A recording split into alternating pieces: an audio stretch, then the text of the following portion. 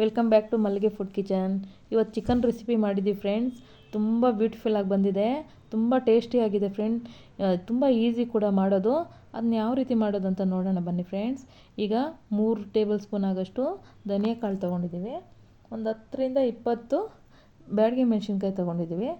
ಈಗ 2 ಏಲಕ್ಕಿ, 2 ಅಷ್ಟೇ ತೊಗೋಬೇಕು ಫ್ರೆಂಡ್ಸ್. ತುಂಬ ತೊಗೊಂಡ್ರೆ ಅದು ಅದೇ ಸ್ಮೆಲ್ ಬರ್ತಾ ಇರುತ್ತೆ. ಅದಕ್ಕೋಸ್ಕರ ನಾವು 2 ತೊಗೊಂಡಿದ್ದೀವಿ. ಈಗ ನೆಕ್ಸ್ಟು ಒಂದು ಪೀಸ್ ಚಕ್ಕೆ ತೊಗೊಂಡಿದ್ದೀವಿ. ಅದನ್ನು ಸ್ವಲ್ಪ ಕಟ್ ಮಾಡಿ ಇಟ್ಕೊಂಡಿರೋದು ಫ್ರೆಂಡ್ಸ್ ಅದು. ಮತ್ತು 5ರಿಂದ 6 ಕಾಳು ಮೆಂತ್ಯ, ಒಂದು 1/4 ಟೇಬಲ್ ಸ್ಪೂನು ಜೀರಿಗೆ, ಒಂದು 20 ಕಾಳು ಮೆಣಸು ತೊಗೊಂಡಿರೋದು. ಇದೆಲ್ಲ ಡ್ರೈ ರೋಸ್ಟ್ಗಂತ ತೊಗೊಂಡಿರೋದು ಫ್ರೆಂಡ್ಸ್. ಬೆಳ್ಳುಳ್ಳಿ, ಈಗ 2 ಗಡ್ಡೆ ಬೆಳ್ಳುಳ್ಳಿ ತೊಗೊಂಡಿದ್ದೀವಿ ಫ್ರೆಂಡ್ಸ್. ಈಗ ಇದು ಬಂದು ನಾವು ಶುಂಠಿ ಬೆಳ್ಳುಳ್ಳಿ ಪೇಸ್ಟ್ ಮಾಡ್ಕೊಳ್ಳೋಕ್ಕೋಸ್ಕರ ಅದರಲ್ಲಿ 1 ಇಂಚು ಶುಂಠಿ, ಇದು ಪೇಸ್ಟ್ಗೋಸ್ಕರ ತೊಗೊಂಡಿರೋ, ಇದು ಪೇಸ್ಟ್ ಮಾಡೋಕ್ಕಂತ ಇಟ್ಕೊಂಡಿದ್ದೀವಿ ಫ್ರೆಂಡ್ಸ್. ಈಗ ಇದು 3 ಈರುಳ್ಳಿ ಬಂದು ಚಿಕನ್ಗೆ ಒಗ್ಗರಣೆಗೆ ಇದು 3 ಈರುಳ್ಳಿನೂ ಹಾಕ್ಕೋಬೇಕು ಫ್ರೆಂಡ್ಸ್. 1 kgಗೆ 3 ಈರುಳ್ಳಿ ಮೆಜರ್ಮೆಂಟ್ ಇದು. ಮತ್ತು ಇದು 2 ಟೊಮೆಟೊ. ನೀವು ಜಾಸ್ತಿ ಚಿಕನ್ ತೊಗೊಂಡ್ರೆ ಜಾಸ್ತಿನೂ ಹಾಕ್ಕೋಬೋದು ಫ್ರೆಂಡ್ಸ್. ನಾವು 3 ಇಷ್ಟೇ ಮೆಜರ್ಮೆಂಟ್ ಅಂತ ಇಟ್ಕೊಂಡಿದ್ದೀವಿ, ಸೊ ಅದಕ್ಕೋಸ್ಕರ ಇಷ್ಟೇ ತೊಗೊಂಡಿದ್ದೀವಿ. ಈಗ ಇದು ಕಪ್ಪಲ್ಲಿ ಕಾಯಿಸಿದಂಥ ತುಪ್ಪ ಒಂದು 4ರಿಂದ 5 ಟೇಬಲ್ ಸ್ಪೂನ್ ಇದೆ. ಇದಕ್ಕೆ ನೀವು ಆಯಿಲು ಹಾಕ್ಕೋಬೇಕು. ನಾವು ಆಯಿಲ್ ಹಾಕ್ಕೊಳ್ಳೋದು ಆಮೇಲೆ ತೋರಿಸ್ತೀವಿ. ಈಗ ಇನ್ನೊಂದು ಕಪ್ಪಲ್ಲಿ 1/4 ಕಪ್ಪಾಗಷ್ಟು ಮೊಸರು ತೊಗೊಂಡಿದ್ದೀವಿ. ಮೊಸರು ತೊಗೊಂಡಿರೋದು ಗಟ್ಟಿ ಮೊಸರು ಆ್ಯಕ್ಚುಲಿ. ಮೊಸರು ಹಾಕಿದ್ರೆ ಚಿಕನ್ ತುಂಬ ಚೆನ್ನಾಗಿ ಬೇಗ ಬೇಯುತ್ತೆ ಅನ್ನೋದಕ್ಕೋಸ್ಕರ ಅಷ್ಟೇ ಫ್ರೆಂಡ್ಸ್. ಈಗ ಒಂದು ಸ್ವಲ್ಪ ಕೊತ್ತಂಬರಿ ಸೊಪ್ಪು, ಒಂದು ಸ್ವಲ್ಪ ಪುದೀನ ಸೊಪ್ಪು ಬಂದು ಒಂದು 10ರಿಂದ 15 ಎಲೆ ಇದೆ ಅಷ್ಟೇ ಫ್ರೆಂಡ್ಸ್. ಇದು ಗಾರ್ನಿಷ್ಗೋಸ್ಕರ ಅಂತ ಕೊತ್ತಂಬರಿ ಇಟ್ಟಿರೋದು. ಪುದೀನ ಬಂದು ಸ್ವಲ್ಪ ಒಗ್ಗರಣೆಗೋಸ್ಕರ ಅಂತ ಅಷ್ಟೇ. ಇದನ್ನು ನಾವೇನು ರುಬ್ಬಲ್ಲ ಫ್ರೆಂಡ್ಸ್. ಈಗ ಇದು ಒಗ್ಗರಣೆಗೆ.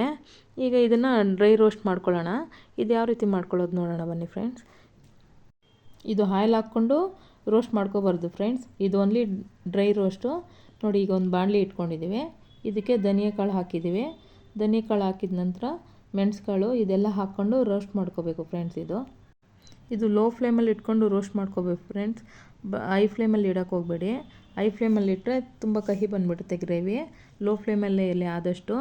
ಬನ್ನಿ ಫ್ರೆಂಡ್ಸ್, ನಾವು 3 ದಿನದಿಂದ 3 ವೀಡಿಯೋ ಹಾಕಿದ್ದೀವಿ ಫ್ರೆಂಡ್ಸ್. ನೀವು ಅದನ್ನು ನೋಡಿ ನಮ್ಗೆ ಸಪೋರ್ಟ್ ಮಾಡಿ ಫ್ರೆಂಡ್ಸ್. ಚಿಕನ್ ಎಷ್ಟು ತೊಗೊಂಡಿದ್ದೀವಿ ಅಂತ ನೋಡೋಣ ಬನ್ನಿ. ಈಗ ಇದು 1 kg ಚಿಕನ್ನು. ನಾವು ದಪ್ಪ ಪೀಸ್ ಕಟ್ ಮಾಡಿಸಿಲ್ಲ ಫ್ರೆಂಡ್ಸ್. ಇದು ಲೆಗ್ ಇರಲಿ ಅಂತ ಲೆಗ್ನ ಹಾಗೆ ಹಾಕ್ಸ್ಕೊಂಡು ಬಂದಿದ್ದೀವಿ. ಈಗ ಇದು ಮೀಡಿಯಮ್ ಸೈಜಲ್ಲಿ ಕಟ್ ಮಾಡಿಸ್ಕೋಬೇಕು. ತುಂಬ ಸಣ್ಣ ಪೀಸು ಮಾಡ್ಕೋಬಾರ್ದು, ತುಂಬ ದೊಡ್ಡದು ಇರಬಾರ್ದು ಫ್ರೆಂಡ್ಸ್. ಇನ್ನು ನೋಡಿ, ಇದೇ ರೀತಿ ಬರಬೇಕು. ಇದು ಪೀಸು ಮೀಡಿಯಮ್ ಆಗಿರಬೇಕು ಅಂತ ಯಾಕೆ ಹೇಳಿದ್ವಿ ಅಂದರೆ ಫ್ರೆಂಡ್ಸ್, ದಪ್ಪ ಇದ್ದರೆ ಅದು ಮಸಾಲೆ ಹಿಡಿಯಲ್ಲ. ಅದಕ್ಕೋಸ್ಕರ ಸ್ವಲ್ಪ ಮೀಡಿಯಮ್ ಆಗಿರಲಿ ಅಂತ ಹೇಳಿದ್ದು. ಈಗ ನಾವು ರೋಸ್ಟ್ಗೆ ಇಟ್ಕೊಂಡಿದ್ವಲ್ಲ ಫ್ರೆಂಡ್ಸ್, ಅದು ಏನಾಗಿದೆ ಅಂತ ನೋಡೋಣ ಬನ್ನಿ ಫ್ರೆಂಡ್ಸ್. ಅದು ತುಂಬ ಲೋ ಫ್ಲೇಮಲ್ಲಿ ಇಟ್ಟಿದ್ವಿ. ನೋಡಿ, ಅದು ಆಗ್ತಾಯಿದೆ, ಬಿಸಿ ಆಗಿದೆ. ಈಗ ಒಂದು ಸ್ವಲ್ಪ ಅದು ತುಂಬ ಟೈಮ್ ತಗೊಳುತ್ತೆ ಅದು ರೋಸ್ಟ್ ಆಗೋಕ್ಕೆ. ಬಿಕಾಸ್ ಅದು ನಾವು ಹೈ ಫ್ಲೇಮಲ್ಲಿಟ್ಟು ರೋಸ್ಟ್ ಮಾಡಿರಲ್ಲ, ಅದಕ್ಕೋಸ್ಕರ ಅಷ್ಟೇ ಫ್ರೆಂಡ್ಸ್. ನಮ್ಮ ವಿಡಿಯೋ ಆಗಲಿ ಆಡಿಯೋ ಆಗಲಿ ಏನಾದರೂ ತಪ್ಪಾಗಿದ್ದರೆ ಕಮೆಂಟ್ ಮೂಲಕ ತಿಳಿಸಿ ಫ್ರೆಂಡ್ಸ್.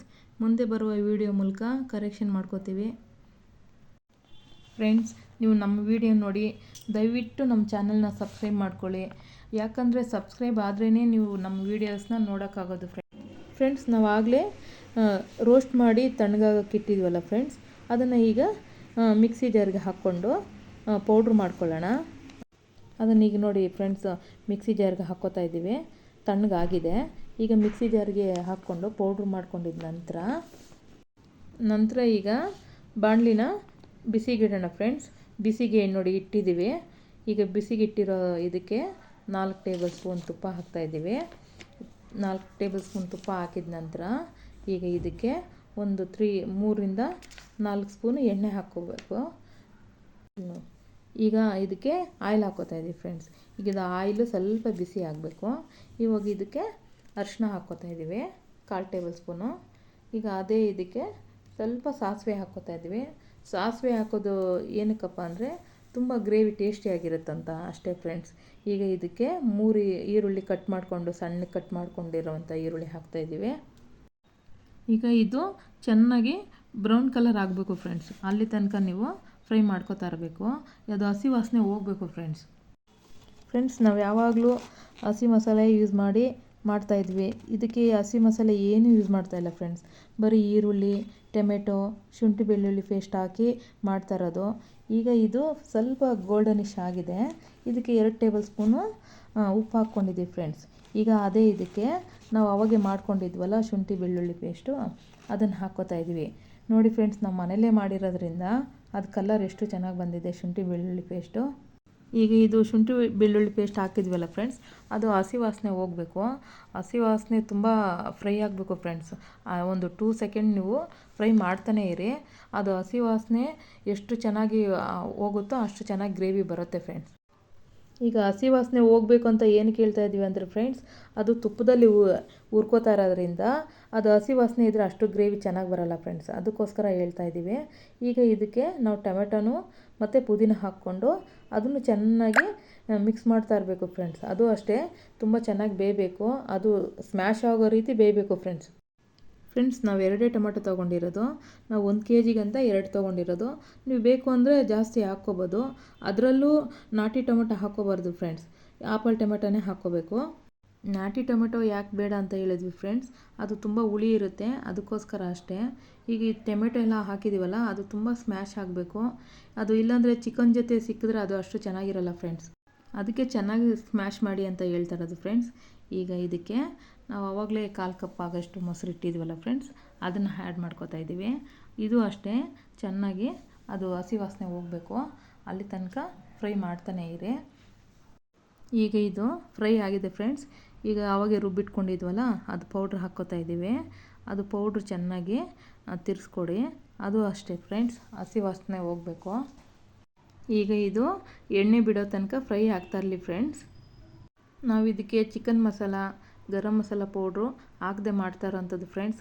ಮತ್ತು ಹಸಿಮೆಣ್ಸಿನ್ಕಾಯಿ ಅಷ್ಟೇ, ನಾವು ಅದನ್ನೆಲ್ಲ ಹಾಕಿಲ್ಲ. ನೋಡಿ ಫ್ರೆಂಡ್ಸ್, ಇದು ಆಲ್ಮೋಸ್ಟ್ ಈಗ ರೆಡಿ ಆಗಕ್ಕೆ ಬಂದಿದೆ. ಸ್ವಲ್ಪ ಆಯಿಲ್ ಬಿಡ್ತಾ ಇದೆ. ಈಗ ಇದಕ್ಕೆ ನಾವು ತೊಳೆದಿಟ್ಟಿರುವಂಥ ಚಿಕನ್ ಹಾಕ್ಕೊಳ್ತಾ ಇದ್ದೀವಿ. ಈಗ ಇದನ್ನು ಚೆನ್ನಾಗಿ ಮಿಕ್ಸ್ ಮಾಡೋಣ ಫ್ರೆಂಡ್ಸ್. ಹಾಕ್ಕೊಂಡಿದ್ದಾಯಿತು. ಅದು ಎಷ್ಟು ಚೆನ್ನಾಗಿ ನಾವು ಮಿಕ್ಸ್ ಮಾಡ್ತೀವೋ ಚಿಕನ್ನ, ಅಷ್ಟು ಚೆನ್ನಾಗಿ ಅದು ಗ್ರೇವಿ ಚೆನ್ನಾಗಿ ಬರುತ್ತೆ ಫ್ರೆಂಡ್ಸ್. ಅದು ಬೇರೆ ಉಪ್ಪು ಹಾಕಿದ್ದೀವಲ್ಲ, 5 ನಿಮಿಷ ಅದು ಚಿಕನ್ಗೆ ಹಿಡಿಬೇಕು. ಅಲ್ಲಿ ತನಕ ನಾವು ಚೆನ್ನಾಗಿ ತಿರ್ಸ್ಕೊಡ್ಬೇಕು ಫ್ರೆಂಡ್ಸ್. ಈಗ ಏನಕ್ಕೆ ತಿರ್ಸ್ಕೊಡ್ಬೇಕು ಅಂತ ಹೇಳ್ತಾ ಇದ್ದೀವಿ ಅಂದರೆ ಫ್ರೆಂಡ್ಸ್, ಅದು ಮಸಾಲೆ ಹಾಕಿದ್ದೀವಲ್ಲ, ಅದು ಚಿಕನ್ಗೆ ಎಷ್ಟು ಚೆನ್ನಾಗಿ ಹಿಡಿಯುತ್ತೋ ಗ್ರೇವಿ ಅಷ್ಟು ಚೆನ್ನಾಗಿ ಬರುತ್ತೆ. ಅದರಿಂದ ನಾವು ಚೆನ್ನಾಗಿ ತಿರ್ಸ್ಕೊಡಿ ಅಂತ ಹೇಳ್ತಾ ಇರೋದು. ಈಗ ಇದು ಇನ್ನೂ ಒಂದು 5 ನಿಮಿಷ ತಿರ್ಗಿಸ್ಬೇಕು ಫ್ರೆಂಡ್ಸ್. ಈಗ ಇದು ಆಲ್ಮೋಸ್ಟು ಸ್ವಲ್ಪ ಫ್ರೈ ಆಗಿದೆ ಫ್ರೆಂಡ್ಸ್, ಇದು ತುಪ್ಪದಲ್ಲಿ ಚೆನ್ನಾಗಿ.